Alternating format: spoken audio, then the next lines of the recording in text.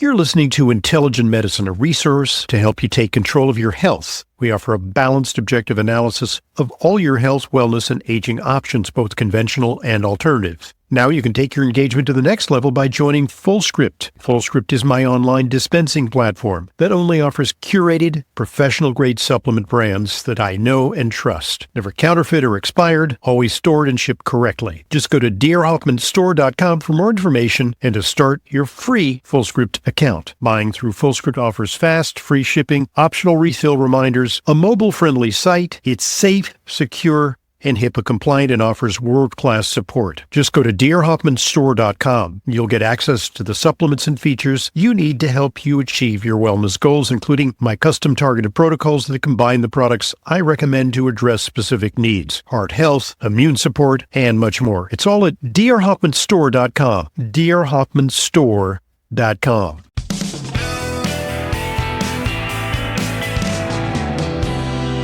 Welcome back to today's Intelligent Medicine Podcast. I'm your host, Dr. Ronald Hoffman. Today, we're talking to Charles Piller, who's an investigative journalist, does articles for Science Magazine, and his book is entitled Doctored: Fraud, Arrogance, and Tragedy in the Quest to Cure Alzheimer's.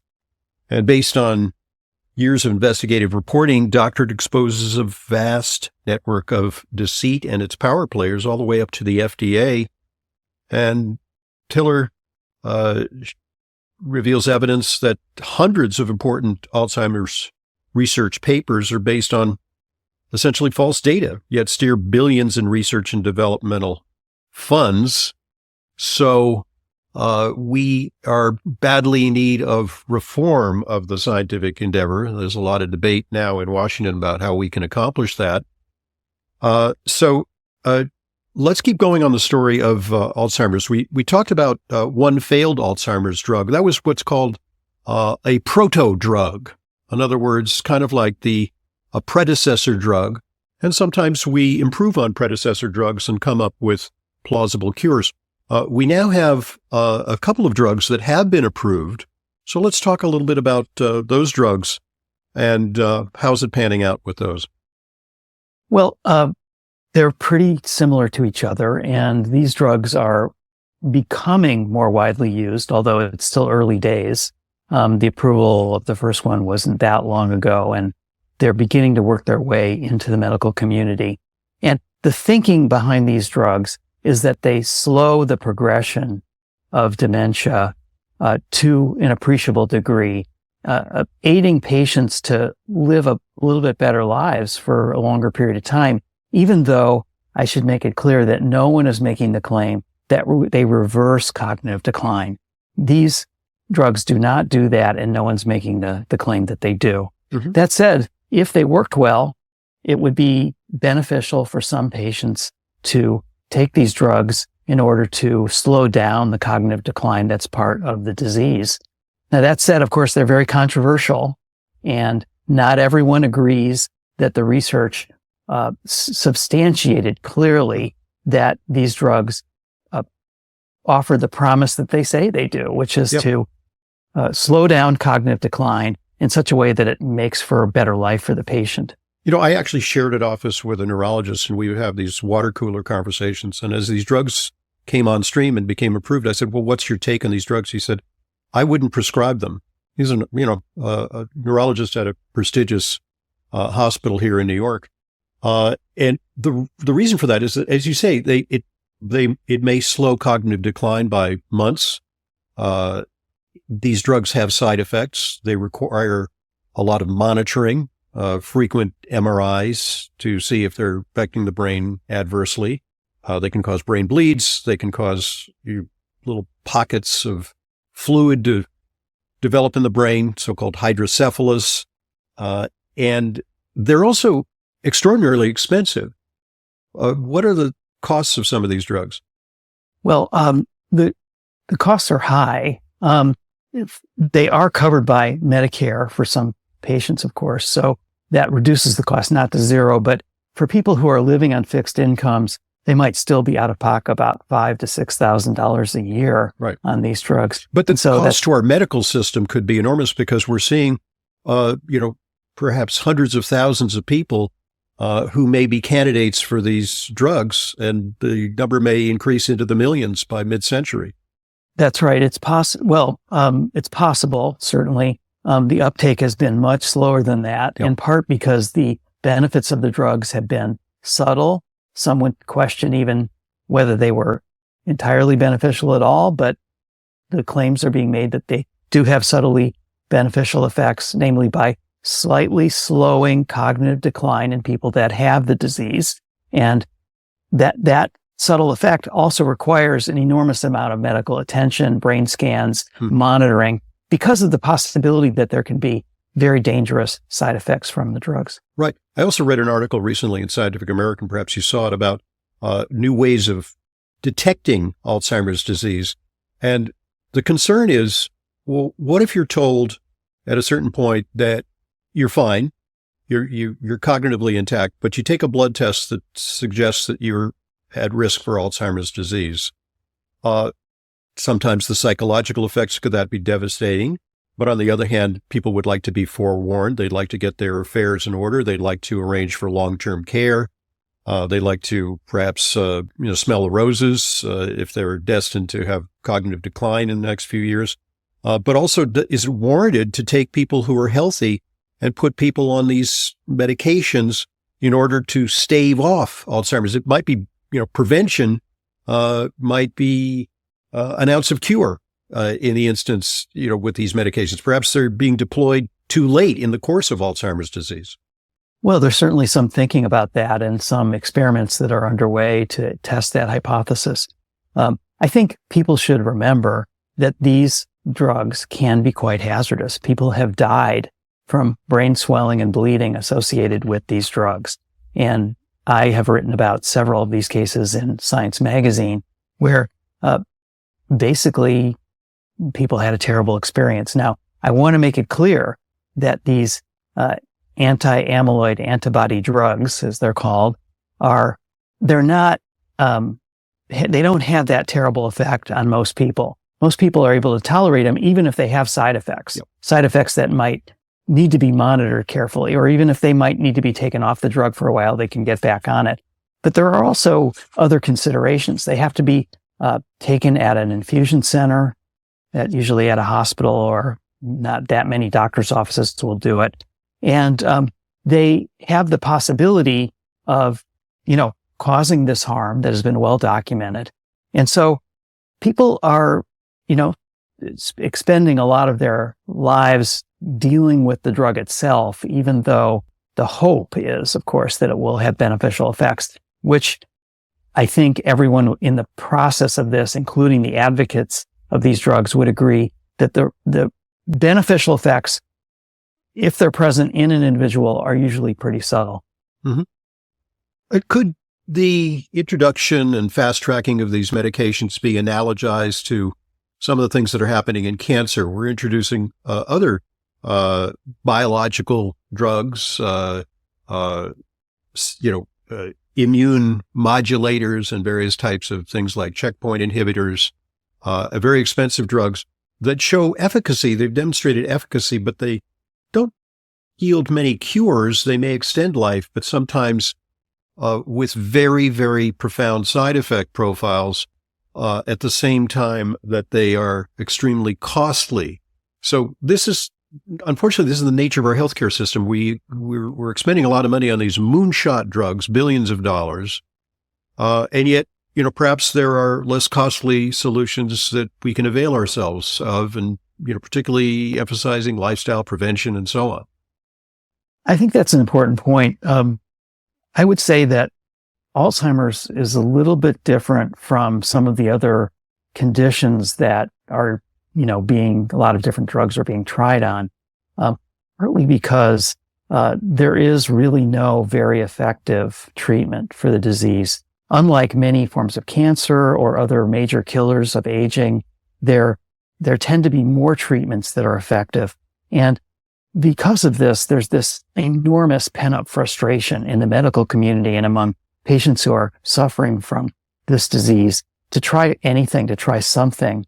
And I don't begrudge anyone trying a treatment that may either be experimental or minimally effective based on the experience of other patients. Because look, we all have to make our own medical decisions, and that's completely proper.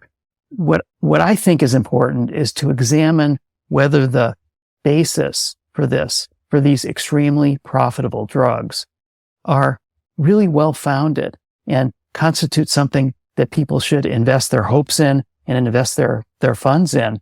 But I think if I could just pivot a little bit to what is the concern here? What's wrong with trying out these new drugs? There's nothing per se wrong with it, except to the extent that they're very cost burdensome, and potentially hazardous in cases. I think the issue is, to what degree has one idea about Alzheimer's disease crowded out other thinking in the field by having a dominant hold on science, on regulators, on funders, and this so-called amyloid hypothesis has been that kind of big idea that has been dominant. And I think, it's important to say that there are new ideas coming out. There are new hypotheses about how you might be able to affect the disease that are, having trouble getting funding and having trouble getting mind share because of that. This is a good segue to what's happening on our political front, hot and heavy, all these hearings, with RFK Jr. on the future fate of HHS. And a guy who was appointed to head the FDA is Dr. Marty Makary. He's an eminent surgeon, prestigious medical credentials, who is destined to head the FDA, is responsible for drug approvals. He's written a book called Groupthink, which I think really fits what you just said, is that maybe sometimes we are in the grips of a scientific paradigm that carries us to perhaps wrong directions, expensive solutions that are only partially effective and have dire side effects. I don't think there's any question that to some degree that has afflicted scientific development in this very tragic disease.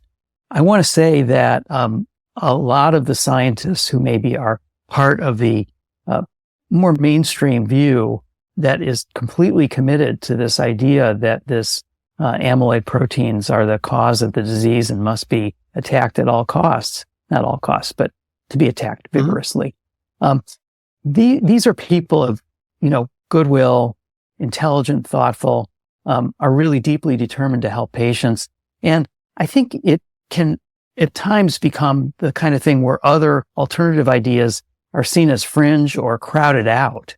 And there are other ideas about the disease that don't get nearly the funding and attention they might get because of the dominance of one way of thinking about it. Now, I don't think that's going to be permanent. I think there are new ideas going on among the funding agencies that might give us a bit of diversity in thinking about how to solve the Alzheimer's puzzle. Okay, folks, at this point, let's pause and allow one of our sponsors an opportunity to share an important message with you. So here goes. Listen up.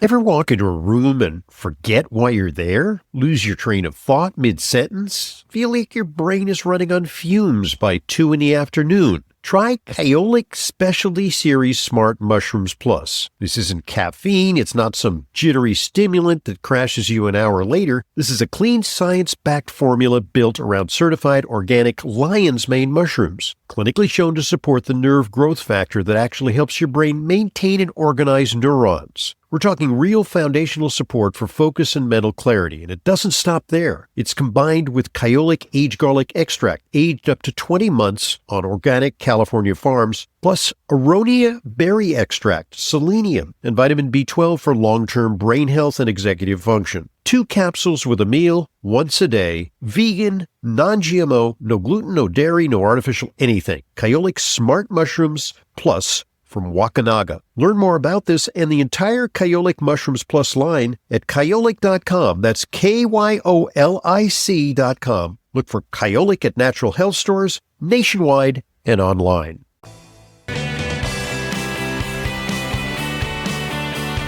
Thanks for joining us. Thanks for supporting our sponsors. And now back to today's guest, Charles Piller. Do Do you think that there need to be more checks and balances in place in science to avoid these kinds of misdirections, if not outright fraud? Simply wrong hypotheses that generate mistakes in our direction. Well, I think the problem that we're facing is that the institutional authorities of science are very slow moving when it comes to policing problems in their own ranks.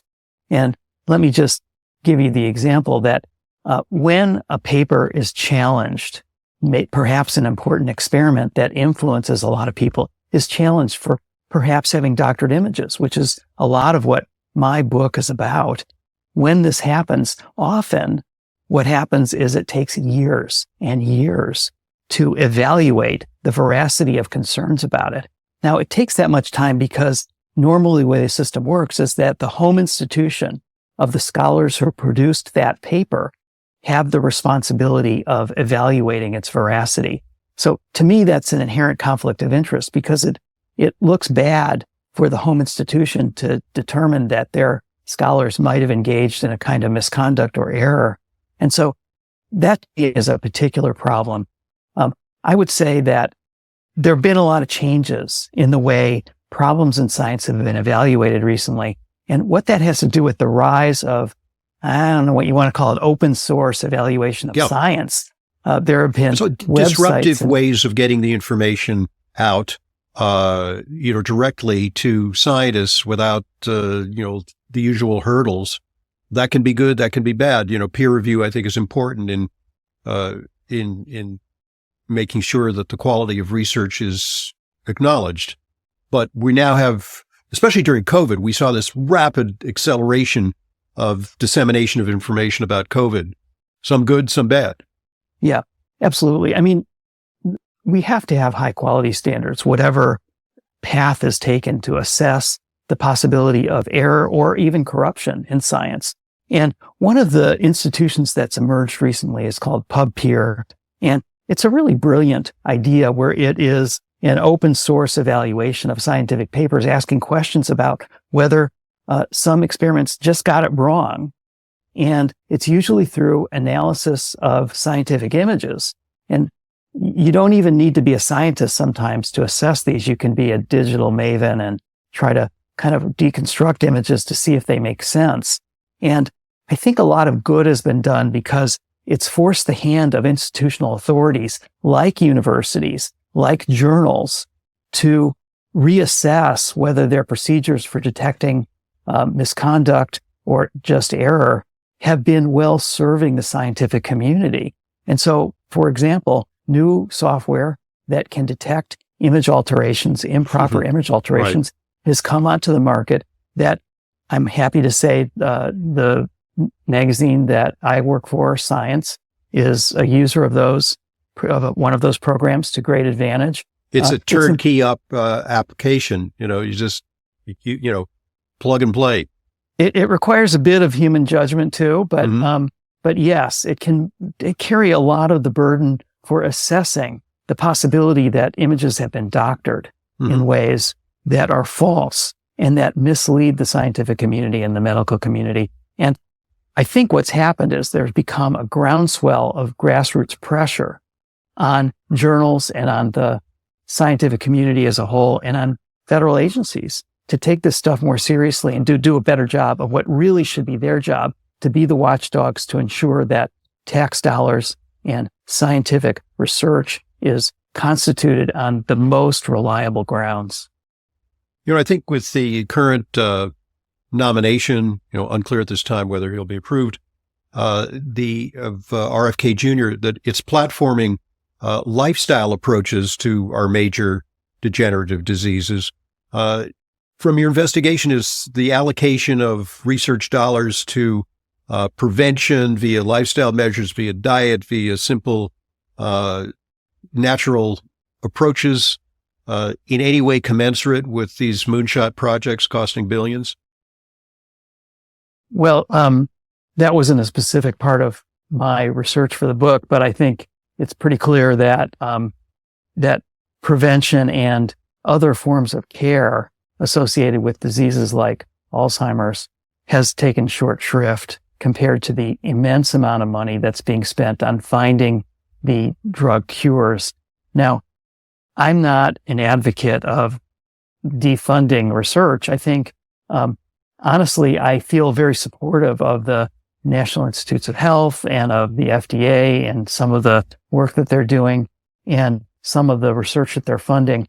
I think what we have here is a little bit of a problem of groupthink that has resulted in a situation where an injection of humility might be beneficial, where if one central idea, like the hypothesis associated with Alzheimer's disease, is taken such a central role in influencing all thinking in the field to the exclusion of ideas that maybe need development. They might be wrong or they might have promise, but if they can't get funding, if they can't get mind share, if they can't get a chance to get a leg up on what's required to do the legitimate research that can prove them out or disprove them, then we're not going to know. And as a result, I think what we've seen over the last, since the 1990s is this basically a really strong emphasis on one way of looking at the disease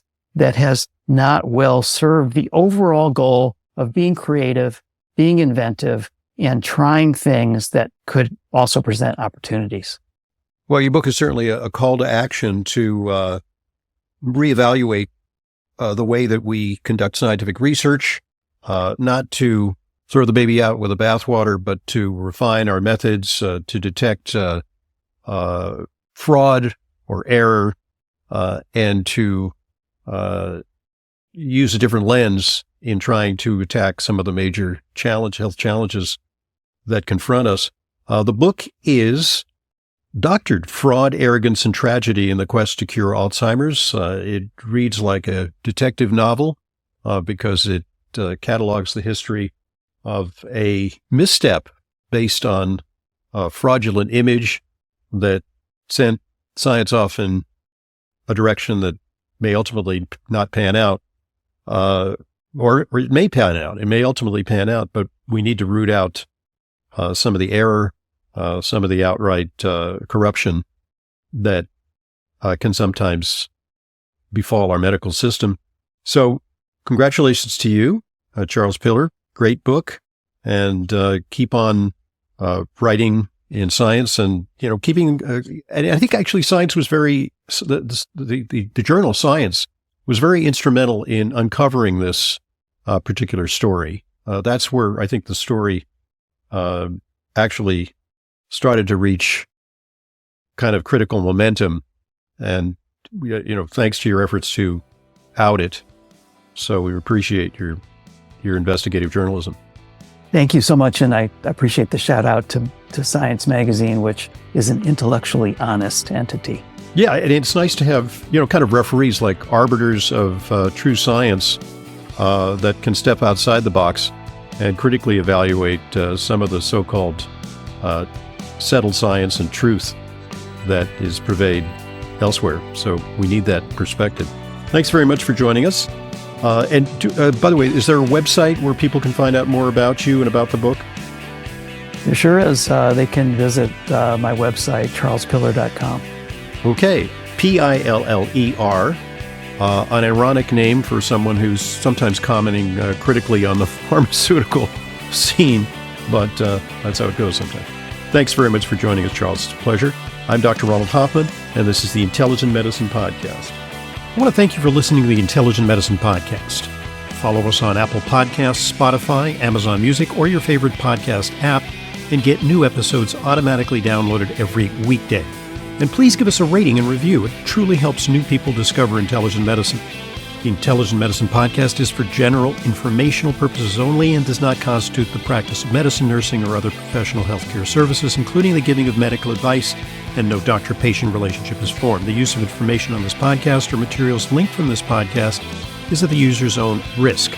The content of this podcast is not intended to be a substitute for professional medical advice, diagnosis, or treatment. Users should not disregard or delay in obtaining medical advice for any medical condition they may have and should seek the assistance of their healthcare professionals for any such conditions. Finally, please visit drhoffman.com and discover everything Intelligent Medicine has to offer, including frequently updated, unbiased health news and fully vetted product and supplement recommendations.